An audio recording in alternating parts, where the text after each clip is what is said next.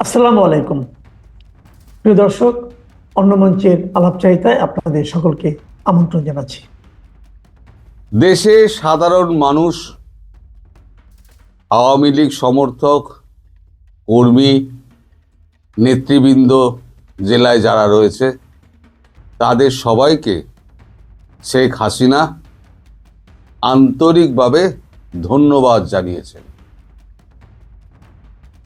কিছুক্ষণ আগে আমার সঙ্গে তার কথা হলো, যেরকম উনি বলেছিলেন যে নির্বাচনের পরে উনি কথা বলবেন। কিছুক্ষণ আগে কথা হয়েছে, সেই কথাতে উনি আমায় বললেন যে আমি এইটিই বলতে চাই যে যেভাবে ভোট প্রত্যাখ্যান করেছে মানুষ, তাতে তারা যে স্বাধীনতাকে, বঙ্গবন্ধুর আদর্শ এবং আমাকে তারা যে সম্মান দিয়েছে, সেই সম্মান আমি বজায় রাখার চেষ্টা করব। খুব শীঘ্রই আমি দেশে ফিরব, দেশে ফিরে মানুষের সঙ্গে কথা বলবো। খুব সম্ভবত তিনি এবার একটা ভিডিও বার্তা হয়তো খুব শীঘ্রই জারি করবেন। কবে করবেন তা আমার সঙ্গে আলোচনা হয়নি সে ব্যাপারে।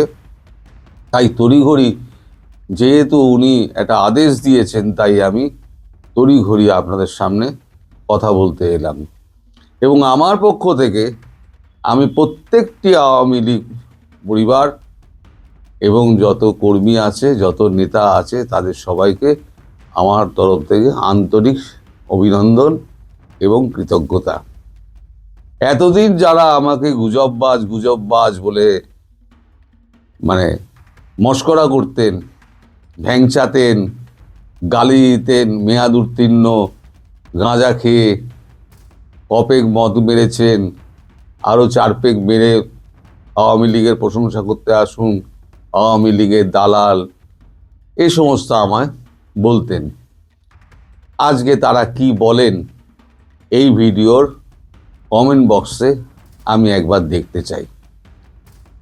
আপাতত আমি সামগ্রিক ভোটের যে অবস্থা, তার একটা ফলাফলের ইঙ্গিত আপনাদের দিচ্ছি। সেটা হচ্ছে বিএনপি 168 আসনে জয়ী হয়েছে, আর জামাত 36টি আসনে জয়ী হয়েছে। এনসিপির হাসনাত আবদুল্লাহ জয়ী হয়েছেন এবং আখতার, আর হচ্ছে গিয়ে আপনার আরেকজন কে যেন, আখতার আর কে একজন, নামটা মনে পড়ে যাবে একটু বাদে, তারা দুজনে এগিয়ে আছে। হাসনাত আবদুল্লাহ জয়ী হয়েছে। তো যাই হোক, এখনো তরফ থেকে, বিএনপির তরফ থেকে কোনো রকম রিয়াকশন এখনো জারি করা হয়নি। জামাতও এখনো পর্যন্ত কিছু বলছে না। জামাতের যে আমির শফিকুর রহমান, তিনি হাড্ডাহাড্ডি লড়ছেন, কখনো 500 ভোটে এগোচ্ছেন, কখনো 500 ভোটে পেছোচ্ছেন, এইরকম একটা ব্যবধান চলছে। শেষ মুহূর্তে কি হবে বলা যায় না। তাহলে আমার প্রশ্ন হলো, গত রাত্রির থেকে এই যে এত ছাপ্পা ভোট, আর এত মারামারি করে, এত দলাদলি করে যে জিনিসগুলো করলেন, তাতে কি মাত্র 38টা সিটই প্রাপ্য ছিল? আর বাড়বে বলে আমার বিশ্বাস হয় না। এবং ইনফরমেশন ডিপার্টমেন্ট থেকে যে খবর আমি পেয়েছি, সেই খবর অনুযায়ী যদি সত্যিকারের ভোটের হিসেব করেন, তাহলে তাদের খবর অনুযায়ী ম্যাক্সিমাম 13.8 থেকে 14% অবধি ভোট পড়েছে। 13.8 থেকে 14%-এর মধ্যে ভোট পড়েছে, বাকিটা পড়েনি। সেটাকে এখন মেটিকুলাসলি ডিজাইন করে সরকার এখন ওই 53 থেকে 55 বলেছিলাম না, 53 থেকে 55, সেই রকম একটা ডিক্লেয়ার করার চেষ্টা করবে। তো সব থেকে মজার কথা, সকালবেলা উদ্বাহু হয়ে যিনি নাচছিলেন, আমাদের প্রধান উপদেষ্টা, এখন তার হাত পকেটে ঢুকে গেছে। এখন বিএনপি যদি জিতে আসে তাহলে বিএনপি কিন্তু মানে একে আমাদের মোহাম্মদ ইউনূসকে ছাড়বে না, আর জামাতও এদিকে ছাড়বে না যে আপনি এত কিছু করলেন অথচ আপনি শেষ মুহূর্তে সেনাবাহিনীকে আপনি কন্ট্রোল করতে পারলেন না। কারণ আমি আগে ভিডিওতে বলেছিলাম সেনাবাহিনী স্পষ্টত দুভাগ হয়ে গিয়েছে। এক ভাগ জামাতের পক্ষে কাজ করেছেন, সেটা হচ্ছে আমাদের সেনাপ্রধান। পরবর্তী ক্ষেত্রে ভারতের ধমক খেয়ে তিনি ওই রণে ভঙ্গ দিয়েছেন, সেটাও জামাতের কাছে একটা বড় ধাক্কা। যে ভারতের কাছে ধমক খেয়ে এই যে সেনাপ্রধানের পিছিয়ে যাওয়া এবং শেষ মুহূর্তে ব্যাপক ঠেঙানো, এই জামাতের যত কর্মী টর্মী আছে অর্ধেক তো বেরোয়নি, অর্ধেক বেরিয়েছিল, তাদেরকে ব্যাপক ঠেঙিয়ে তাদেরকে সমস্ত ভোট কেন্দ্র থেকে বারটার করা, এই সমস্ত করেছে।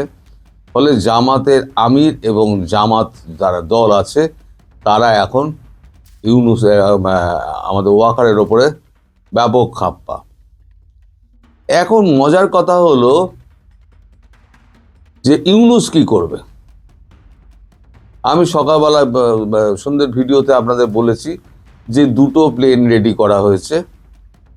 এই দুটো প্লেন 14 এবং 15 বাংলাদেশ এয়ারলাইন্সের বিশেষ বিমান, সিঙ্গাপুর স্টেট ফ্লাইট যেটা আছে সেই বিমানের সমস্ত বুকিং হয়ে গিয়েছে।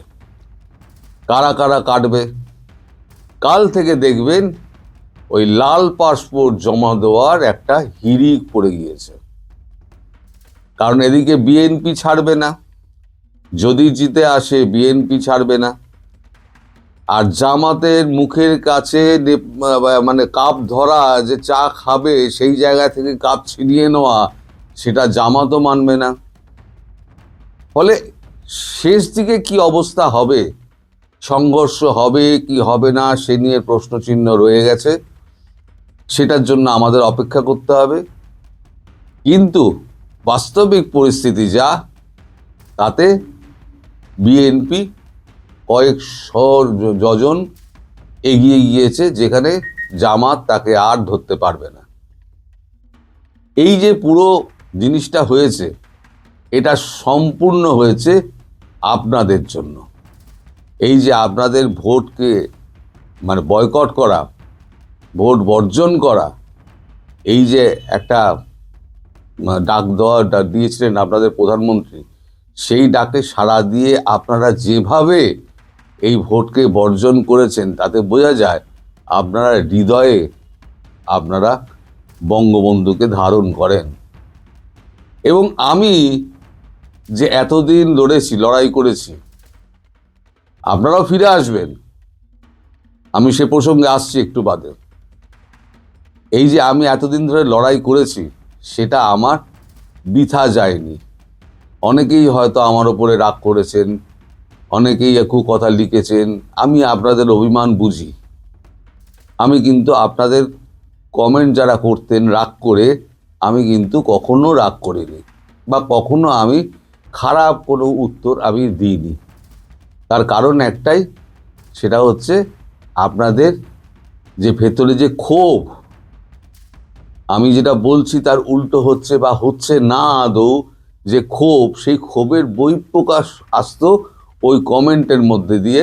আসলে আপনারা আমাকে ভালোবাসেন এবং এন্ড অফ দ্য ডে আমিও আপনাদের ভালোবাসি। তাই আমি সঠিক পথ নিয়েছিলাম বলে আজকে আমি মনে হচ্ছে আমার সিদ্ধান্ত ছিল সঠিক। এবার আসি শেখ হাসিনার ফিরে আসা প্রসঙ্গে।